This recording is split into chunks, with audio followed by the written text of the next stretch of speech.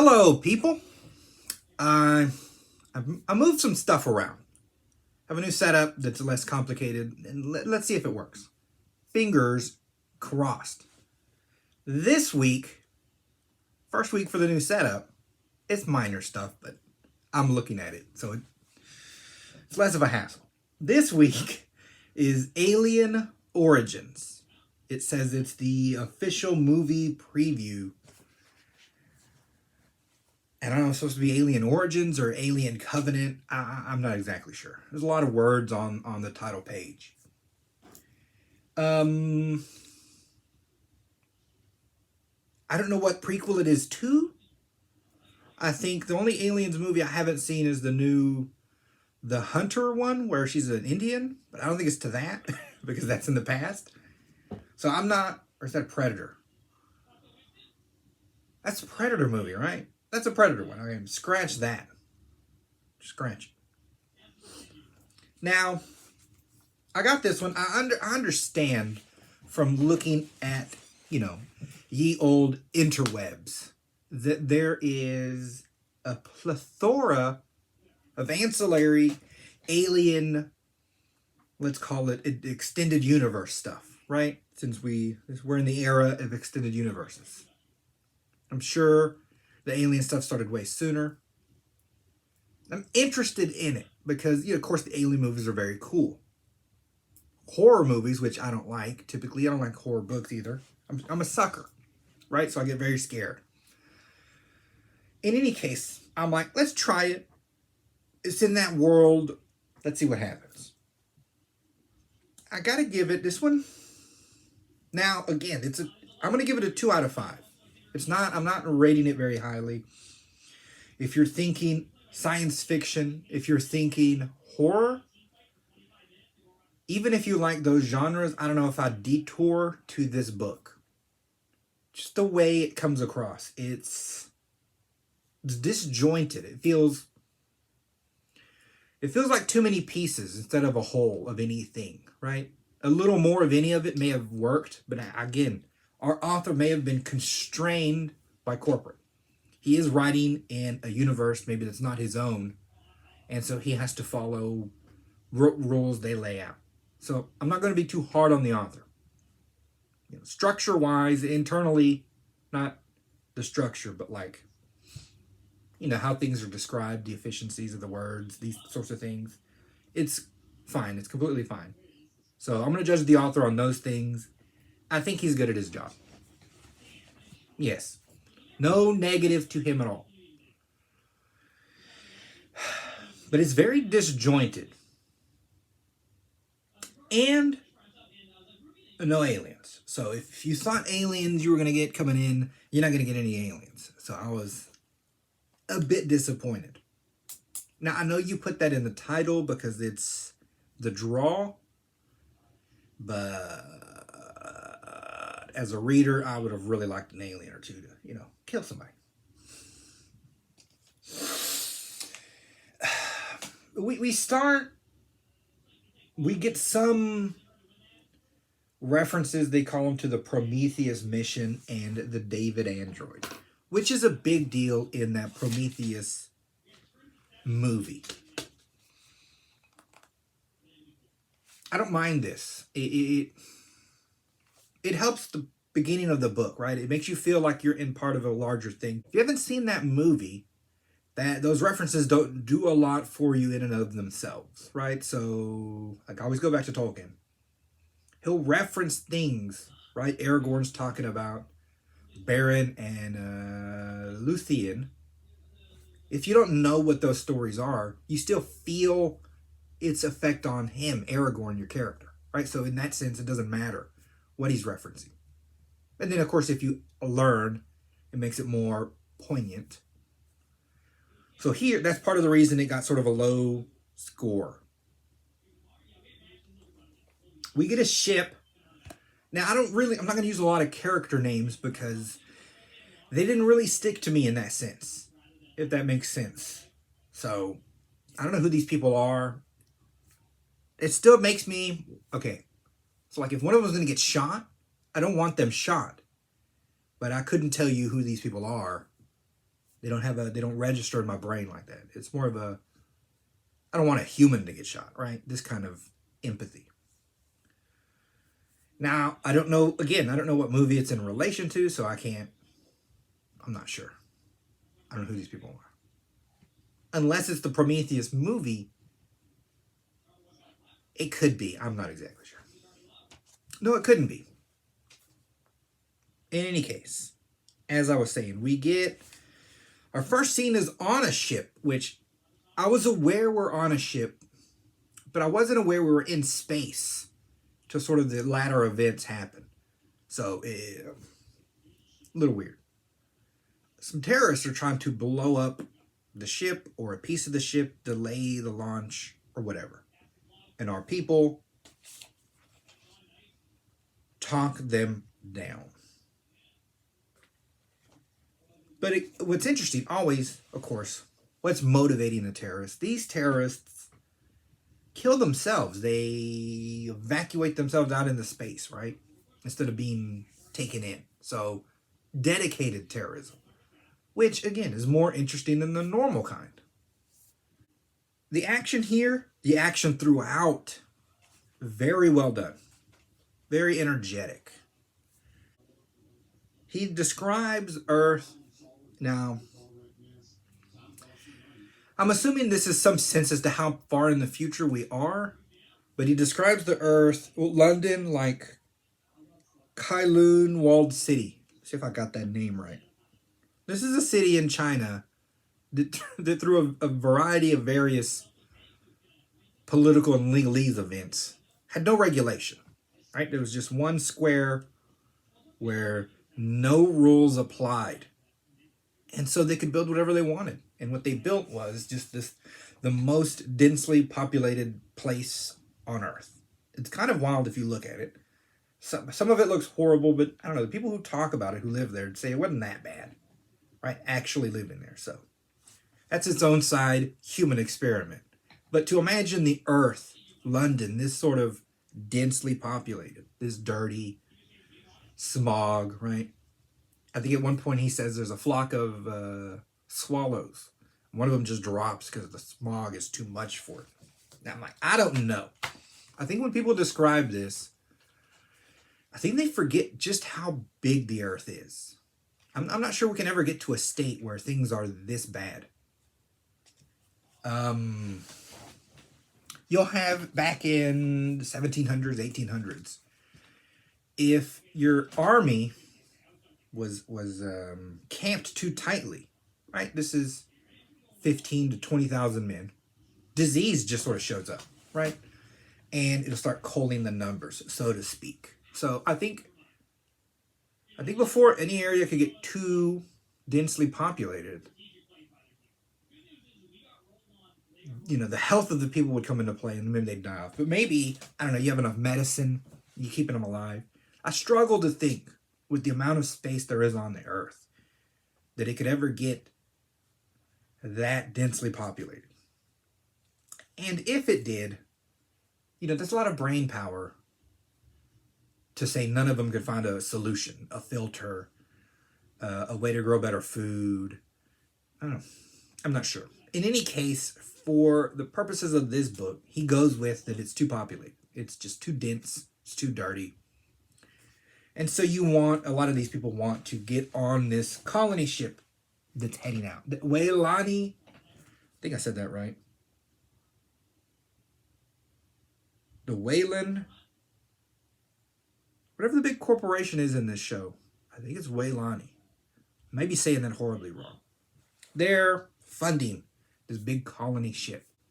A woman comes in for an interview. She wants to be a security officer. This guy has one more to hire before he can go. They always say this a lot, that you're going to go to sleep and you'll wake up and you'll be far removed from anything, right? Your classic sleep pods. I love this. I love this in every sci-fi story. You can get great setups, right? Because now you can move your people to completely new areas and not have to deal with the generation ship and how all that would function. I'm not sure how far a generation ship would get anyway. Generation ship being one where Everyone on board is going to live on board, live and die and have kids, and they'll live and die and have kids, and they'll live and die and have kids. And in like 1,000 years, they'll be in this new place, right? It's a lot of wear and tear on a ship. But you don't have to worry about that with sleep pods. Everyone's asleep and then they wake up. Easy peasy. Anyway, in any case, she comes in, but it's a trick. She flips the crap out. He chases after her and almost gets caught in some explosion, right? Again, our terrorists. Complicated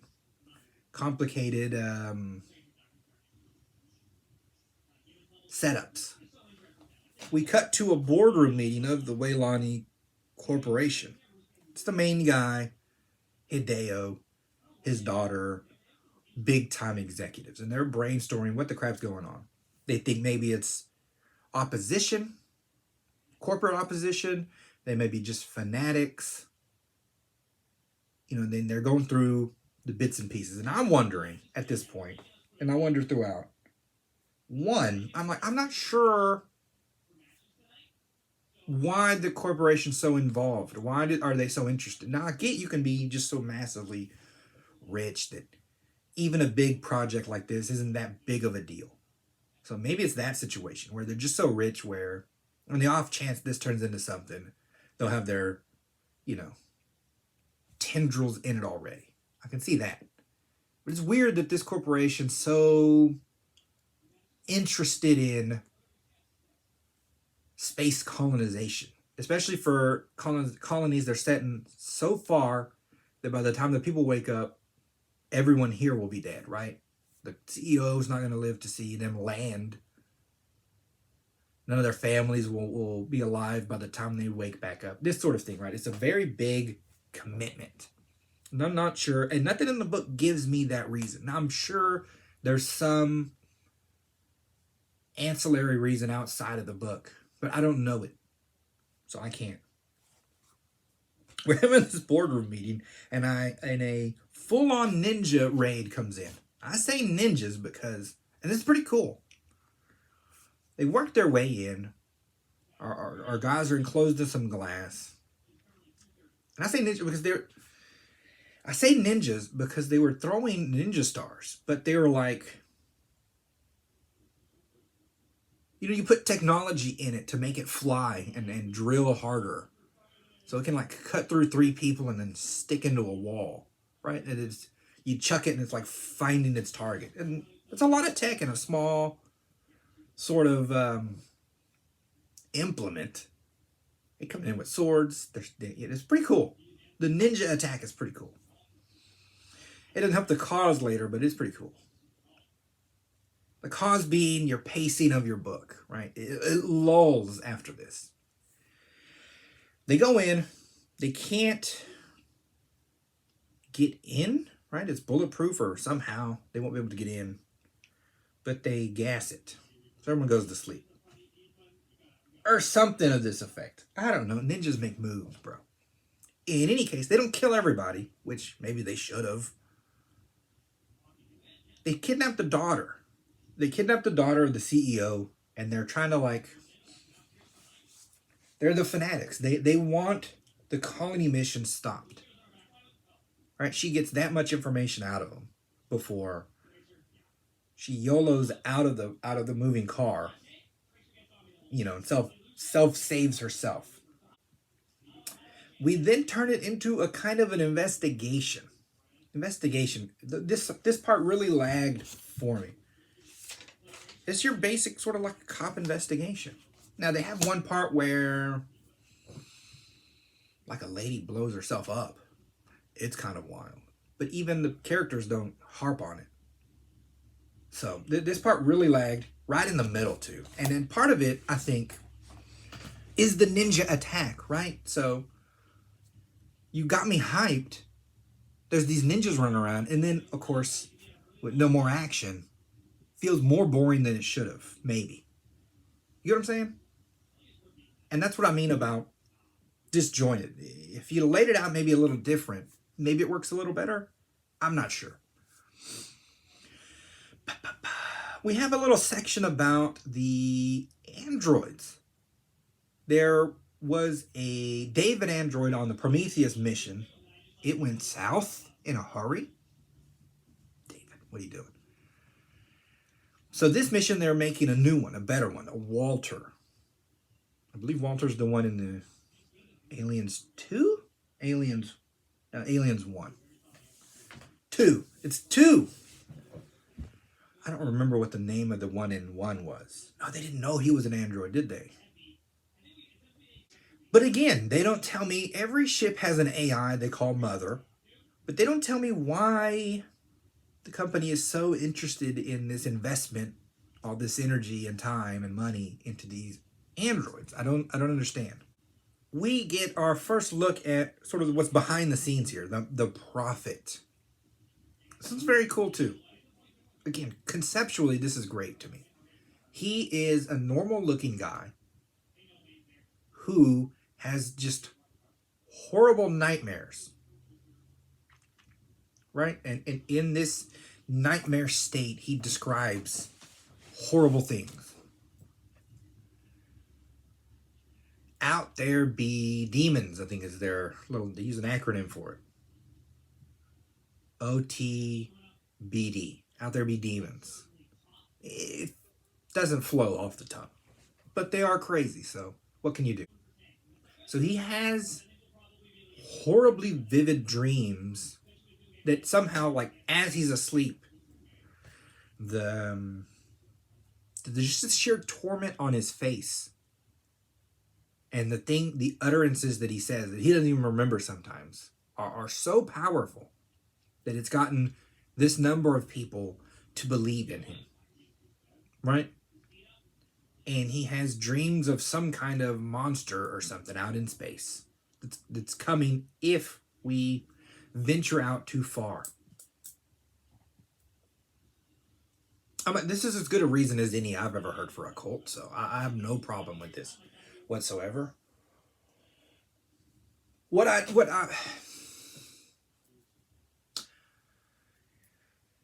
This seems more mystical, right? This seems more mystical than anything I've ever gotten out of the movies. So I don't know if this mysticism is part of the greater lore of the show, of the universe, or not. I almost wish I could have followed this prophet a little more earlier in, right? Like, show me his normal life, and then he just gets attacked by these visions. I have a lot of questions about the visions. Are they messages from aliens being sent to him? Right? As like a warning? Is it mystical? Is it magic? I don't know what's happening with this. Right? So I have a lot of questions about that. Again, the book doesn't answer any of this. A little annoying. They hijack Hideo Yutani. They hijack his TV to try and talk to him. And to me, I feel like they would have tried this first, right? Now, a fanatic doesn't care about getting in trouble, right? They clearly will die for the cause.